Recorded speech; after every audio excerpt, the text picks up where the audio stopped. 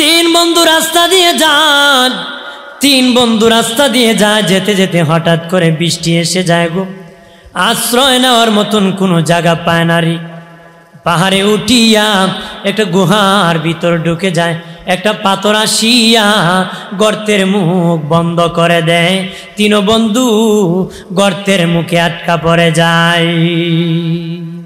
গর্তের মুখে কি এত ভারী পাথর সরানোর ক্ষমতা? এক বন্ধু আর এক বন্ধুরে কয়, ভাই এরে বন্ধু, এমন পাথর আসিয়া মুখে পড়েছে রে, পৃথিবীর কেউ জানবে না, রক্ষা করার মতন না। আল্লাহ যদি দয়া না করে পৃথিবীর কেউ আমাদেরকে রক্ষা করতে পারে না। দেখ রে, জীবনে কোনো ভালো আমল নেই করছ, ভালো কাজের উসিলা নিয়ে আল্লাহর কাছে দোয়া কর, হয়তো আমার আল্লাহ এর উসিলা আমাদেরকে রক্ষা করতে পারি। তাহলে উসিলা করা জায়েজ আছে? উসিলা করা কি জায়েজ আছে? হ্যাঁ, উসিলা করা কি জায়েজ আছে? উসিলা করা কি, উসিলা করা কি জায়েজ আছে? তিন বন্ধুর মধ্যে প্রথম বন্ধু বলে, আল্লাহ ও মালিক, আমি গরিব মানুষ, প্রতিদিন ছাগল রাখতাম গো, বিকালবেলা ফাড়ি ফিরতাম, দুধ দহন করতাম ছাগলের দুধ দহন করিয়া আমার মা বাবাকে প্রথম খাওয়াইতাম, তারপর আমার বিবি, তারপর আমার সন্তানকে খাওয়াইতাম, তারপরে আমি আমার বিবি আর আমি খাইতাম। প্রথম আমি আমার মা বাবাকে খাওয়াইতাম। খেয়াল করেন, মা বাবার খেদমতের কথা খেয়াল করেন। ওই গরিব লোকটা বলে, মালিক ও মালিক, আল্লাহ, প্রথম আমি আমার মা বাবাকে দুধ পান করাইতাম, তারপরে আমার বাচ্চাদেরকে খাওয়াইতাম, তারপর আমি খাইতাম, আমার বিবি খাইতাম। একদিন রাত হয়ে যায়, আসতে দেরি হয়ে যায়, খেতে পারি নাই, দুধ দহন করে আমার মা বাবা শুয়ে থাকলো, ঘুমায়া থাকলো, তখন আমি আমার মা বাবাকে দুধ খাওয়াইতে পারি নাই। রাতের বেলা সন্তানেরা বাবা খাবার দাও এই বলে কান্নাকাটি করেছে। সকাল হয়ে গেলে মা বাবাকে খাওয়াইলাম, তারপরে সন্তানকে খাওয়াইলাম, তারপরে আমি আর আমার বিবি খাইলাম। মারহাবা। আসসালামু আলাইকুম।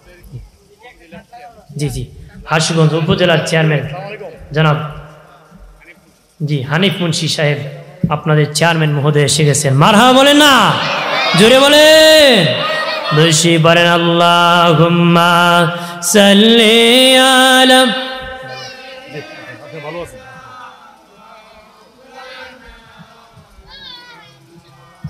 ওয়াইলা আলি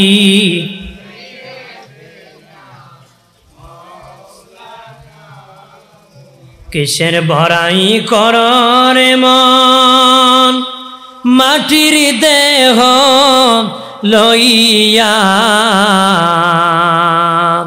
কখন জানি চলে যাবে প্রাণ পাখি তোর উড়িয়া। আল্লাহুম্মা সাল্লি আলা, মারহাবা।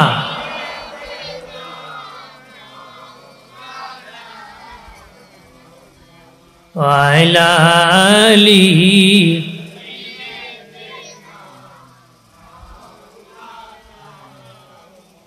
আমার প্রাণের বাবা দিনারি ও বন্ধুরা খেয়াল করেন ভালো করিয়া।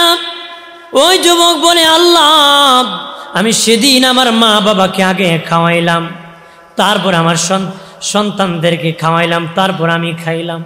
ওই দিনেরটা যদি আমলটা তোমার কাছে পছন্দ হয়ে থাকে, এর উসিলায় আমাকে গর্ত থেকে মুক্তি দাও।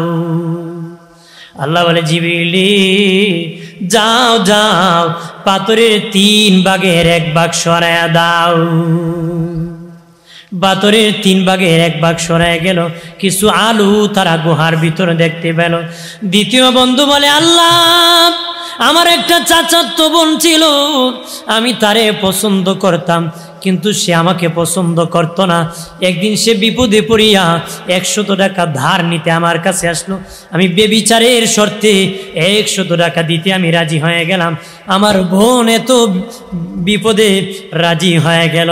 দরজা বন্ধ করিয়া যখন ঘরের ভিতর ঢুকে ফেললাম, ঢুকে গেলাম। আমার বোন বলে, বাইরে আল্লাহকে ভয় করো, আল্লাহকে ভয় করো, যদিও পৃথিবীর কেউ দেখবে না রে, আল্লাহ কিন্তু অন্ধকারের মধ্যে ঘরের ভিতরে দেখবে রে, আল্লাহ কিন্তু দেখবি। ওয়াহুয়া মাকুম আইনামা কুনতুম, আল্লাহ কই তুই যেখানে আমি সেখানে, বাবা সেখানের মধ্যে আল্লাহ সব কিছু দেখতেছি। তুমি বাবা মুখে বললে হবে না, অন্তরে কি বলেছ আল্লাহ সেটাকে আমি জানি।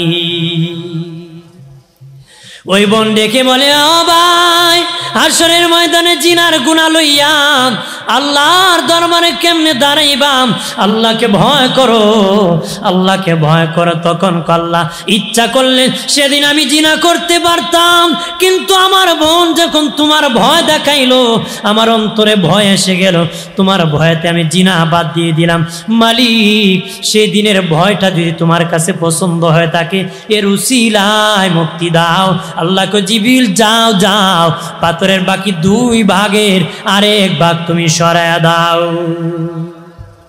তৃতীয় বন্ধু বলে, আল্লাহ আমার বাড়িতে একটা গরিব মানুষ কাজ করত, সারাদিন কাজ করিয়া 1 পারাক চাল পাবে, বিকালবেলা কমনি আমার মালটা আমাকে দিয়ে দাও, মাপিয়া ঝুঁকিয়া 1 পারাক চাল আমাকে তাকে আমি দিয়ে দিলাম। সে কমনি, এখন আমার দরকার নাই, আমি তোমার কাছে আমানত রেখে দিলাম। আল্লাহ গো, বহুদিন হয়ে যায় তার আমানত আমার কাছে রেখে দিয়েছে, নষ্ট হয়ে যাবে চাল। আমি বাজারে বিক্রি করে ছাগল কিনলাম, ছাগল বাড়তে বাড়তে গরু কিনলাম, রাখাল রাখলাম, গোয়াল ঘর বানালাম। বহুদিন পরে গরিব মানুষটা আসিয়া বলে, আল্লাহর বান্দা, বহুদিন আগে তোমার কাছে আমি আমানত রেখেছিলাম, 1 পারাক চাল রেখেছিলাম, আমার আমানত ফিরায় দাও। আল্লাহু আকবার বলে না। তখন আমি বললাম, যাও যাও, গোয়াল ঘরে যাইয়া গরুগুলা নিয়ে যাও। আল্লাহু আকবার বলেন না। তখন ওই লোক বলে, আল্লাহর বান্দা, আল্লাহকে ভয় করো, উপহাস কেন করো, আমার সাথে কেন ঠাট্টা করো, মস্কারি করো, আমি 1 পারাক চাল পাবো? আল্লাহর কসম 1 বার, আল্লাহর কসম 2 বার, আল্লাহর কসম 3 বার। ওরে আল্লাহর বান্দা, এটা আমার না, তোমার আমানত। আমি চাল বিক্রি করে ছাগল কিনছি, ছাগল বাড়তে বাড়তে গরু কিনছি, গোয়াল ঘর বানাইছি, রাখাল রাখছি, এগুলা তোমার আমানত, তুমি নিয়ে যাও। আল্লাহ গো, ইচ্ছা করলে তার 1 পারাক চাল দিয়ে আমি বিদায় দিতে পারতাম, কিন্তু গোটা আমানতদারি দিয়ে আমি বিদায় দিছি। ও মালিক, ওই আমানতদারিটা যদি তোমার কাছে পছন্দ হয়ে থাকে, এর উসিলায় মুক্তি দিয়ে দাও। আল্লাহ বলে, ফেরেশতা, যাও যাও, পাথরের বাকি অংশ সরাইয়া 3 বন্ধুরে হাতে ধরিয়া গুহা থেকে উঠায়া দাও। আল্লাহু আকবার বলে না। আরে আশুগঞ্জের আড়াইশিদার মুসলমান, মুসলিম জনতা ভালো করে শুনে নাও, এখান থেকে কি শিখলাম? মা বাবার খেদমত করলে বিপদ থেকে বাঁচা যায়, গুনাহ থেকে বাঁচলে বিপদ থেকে বাঁচা যায়, আমানতের হেফাজত করলে গুনাহ থেকে বাবা বিপদ থেকে বাঁচা যায়, আমানতের হেফাজত করলে, মা বাবার খেদমত করলে, মা বাবার সেবা করলে, আযাব গজব বিপদ থেকে আল্লাহ বাঁচায় দেয়। একটু চিল্লায় বলেন আল্লাহু আকবার।